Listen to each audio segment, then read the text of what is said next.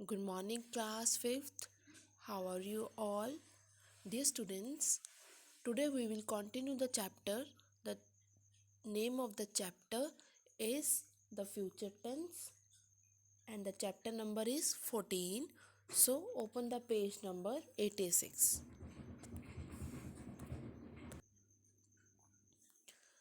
Dear students, हमने last class में कौन कौन से टेंसेस पढ़े थे? Simple future tense and future continuous tense. Now tell me, when we use simple future tense and future continuous tense? Yes, simple future tense is used when we talk about or think about future, that what will happen. Okay, so this tense has two words. Which words? First, helping verb, that is will or shall, and the first form of the verb. We use helping verb will and the first form of the verb, or we use shall and the first form of the verb. हमने last class में यही पढ़ा था कि हम simple future tense में will use करते हैं या फिर शैल यूज़ करते हैं, और उसके साथ हम क्या यूज़ करते हैं? वर्ब की first form. Okay, for example, Charlie will play tennis tomorrow, कि चार्ली टेनिस खेलेगा कल. तो कौन से कल? जो आने वाला कल है. तो हम फ्यूचर के बारे में बात कर रहे हैं. जब हम सिंपली फ्यूचर के बारे में बात कर रहे हो तो हम क्या यूज़ करते हैं? Simple future tense. Okay, next example is I will visit my uncle next week. मैं अपने अंकल के घर जाऊंगा या जाऊंगी नेक्स्ट वीक. तो आने वाले वीक में जाना है, तो एक्शन कब होना है? आने वाले टाइम में. Okay, so we will use future tense. And dear students, we do not change the form of the verb after using will. Yes, we will use only and only first form of the verb. Okay, when we use simple future tense, we use the future tense to talk about the future. हम future tense कब use करते हैं? जब हम future के बारे में बात कर रहे हो. जैसे कि मैं अपने डेंटिस्ट के पास जाऊंगा कल. ओके, सो आने वाले कल के बारे में बात कर रहे हैं. Now we will discuss some more examples. For example, she will become a famous model and wear beautiful clothes. कि वो बहुत फेमस मॉडल बनेगी और बहुत सुंदर कपड़े पहनेगी. He will buy a plane and fly to America. कि वो एक प्लेन खरीदेगा और अमेरिका जाएगा. He will become a policeman and catch robbers. कि वो एक पुलिसमैन बनेगा और वो चोरों को पकड़ेगा. तो ये सभी एक्शन फ्यूचर में होने वाले हैं. डियर स्टूडेंट्स, मैंने आपको कुछ हिंट वर्ड्स भी बताए थे कि फ्यूचर टेंस के लिए कौन कौन से हो सकते हैं. आने वाला कल, वीक, मंथ, ईयर, इवनिंग या कोई डे, या फिर थोड़ी देर में कोई एक्शन होने वाला हो. These words are tomorrow, next week, next month, next year, this evening, specific day, later or soon. Now dear students, the negative form of future tense. अब नेगेटिव फॉर्म कैसे बनाते हैं फ्यूचर टेंस में, ये भी हमने कल लास्ट क्लास में सीखा था कि अगर हमने नेगेटिव फॉर्म बनानी है तो हम क्या यूज़ करेंगे? विल नॉट, और हम वॉन्ट भी यूज़ करते हैं. ओके, सो विल नॉट की शॉर्ट फॉर्म क्या होगी? Won't. Okay, for example, she will not go swimming next week. वो नेक्स्ट वीक में स्विमिंग नहीं जाएगी. या फिर हम ऐसे भी बोल सकते हैं, she won't go swimming next week, कि वो नेक्स्ट वीक स्विमिंग के लिए नहीं जाएगी. चाहे विल नॉट आ जाए चाहे won't, one and the same thing. Now dear students, we have already done simple future tense. अब हम करेंगे फ्यूचर कॉन्टिन्यूस टेंस को revise. So future continuous tense में हमने क्या सीखा था कि हम जब कोई किसी एक्शन के बारे में बात कर रहे हो कि जो अभी प्रोग्रेस में हो रहा होगा, कब? फ्यूचर में. तब हम क्या यूज़ करेंगे? Future continuous tense. कि अगर मैं कोई एक्शन कर रहा हूँगा, चाहे वो एक्शन अभी फ्यूचर में कॉन्टिन्यूस चल रहा हो. जैसे कि अगर तुम मेरे घर आओगे तो मैं काम कर रही होंगी।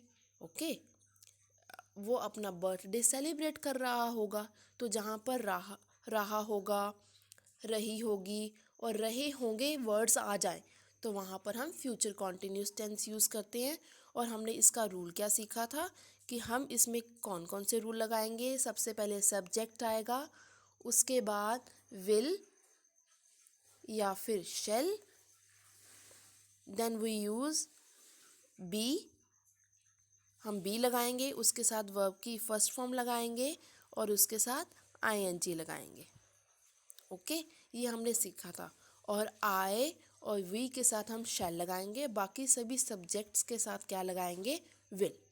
ओके, नाउ डियर स्टूडेंट्स, मैं आपको एक और टाइप समझाना चाहती हूँ, that is the going to form. Yes, going to form, यानी कि एक फ्यूचर कॉन्टिन्यूस टेंस की गोइंग टू टाइप भी होती है। For example, to understand this, we will read some sentences first, then we understand going to form. Okay, so I am going to watch this match. First example is I am going to win this match or watch this match, कि मैं इस match को देखने जा रहा हूँ या देखने जा रही हूँ। तो अगर हम ये सेंटेंसेस यूज़ करेंगे, then we use going to form, तब हम इसमें गोइंग टू फॉर्म यूज़ करेंगे। जैसे कि मैं अब मैच देखने जा रहा हूँ, या ये मैं मैच जीतने जा रहा हूँ। तो जहाँ पर जा रहा हूँ, जा रही हूँ वर्ड्स आ जाएं तो वहाँ पर हम क्या यूज़ करते हैं, गोइंग टू। या कोई एक्शन अभी वैसे ही होने वाला है जैसे हमने प्लान किया है। ओके, या फिर कोई एक्शन फ्यूचर में होने वाला है, that will happen very soon, जो बहुत जल्दी हो जाएगा, यानी कि हमें उस एक्शन के होने के चांसेस लग रहे हैं। For example, my mother is going to get a new dress, कि मेरी माता जी एक नई ड्रेस लेने जा रही हैं, यानी कि साइन बिल्कुल क्लियर है, चांसेस है कि मेरी माता जी ड्रेस लेने जाएंगी। Next example is they are going to tell us an interesting story, कि वो हमें बहुत इंटरेस्टिंग स्टोरी सुनाने जा रहे हैं। तो यानी कि वहाँ पर सिचुएशन ऐसी होगी जिसके बिल्कुल चांसेस क्लियर हैं कि वो फ्यूचर में एक्शन होने जा रहा है। ओके, सो इसमें हम क्या यूज़ करेंगे, इसके रूल्स क्या हैं। सबसे पहले हम इसमें लगाएंगे सब्जेक्ट, क्या लगाएंगे, सब्जेक्ट लगाएंगे। उसके बाद अगर हमारा सब्जेक्ट आई है तो उसके साथ लगेगा एम, देन उसके साथ लगेगा going to, then we will use the first form of the verb, then object. Okay, अगर हमारा सब्जेक्ट क्या है, शी या फिर ही। ओके, और क्या होगा, इट, तो हम इसके साथ कौन सी हेल्पिंग वर्ब लगाएंगे, इज लगाएंगे, और फिर क्या लगाएंगे, going to.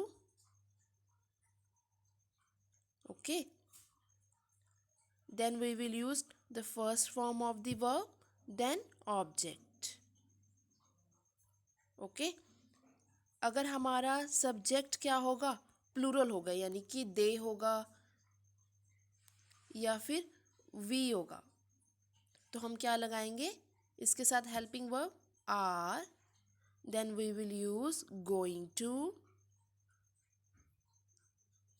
then we will use the first form of the verb, then after that we will use object.